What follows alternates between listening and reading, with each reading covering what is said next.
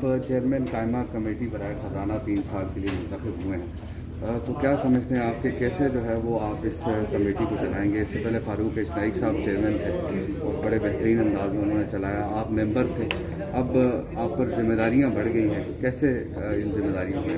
मैं finance committee का तकरीबन मुझे 15 से 16 साल हो गए हैं। मैं फाइनेंस कमेटी के साथ मेरी वर्किंग हो रही है और इसकी बहुत सारी चीज़ें मेरी इंफॉर्मेशन में मौजूद हैं।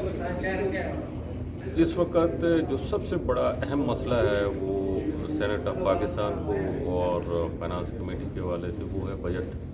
हमेशा हर साल बजट एक्सरसाइज जो है वो यही कमेटी करती है, फाइनेंस कमेटी। और मैं इस वक्त जो मेरा जहन है वो ये जहन है कि हमें बिजनेसमैन और बिजनेस कम्युनिटी को अपने साथ ले के चलने की ज़रूरत है। और इस कमेटी का एक बहुत बड़ा किरदार होता है और वो किरदार होता है ब्रिज का, अदारों और आवाम उसके दरमियान एक किरदार अदा करे और उसमें जहाँ पे कोई मसाइल हैं उन मसाइल को ठीक करे।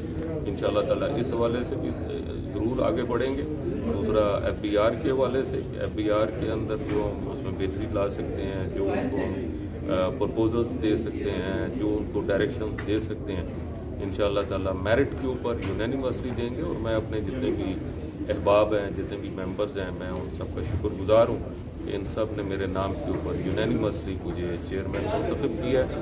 मैं तहे दिल से इन सब का शुक्रगुजार हूँ और मैं समझता हूँ कि इंशाअल्लाह ताला हम सबको कमेटी को ले के चलेंगे और हमारी ख्वाहिश होगी कि हम मिलजुल के आगे बढ़ें विद फाइनेंस मिनिस्ट्री।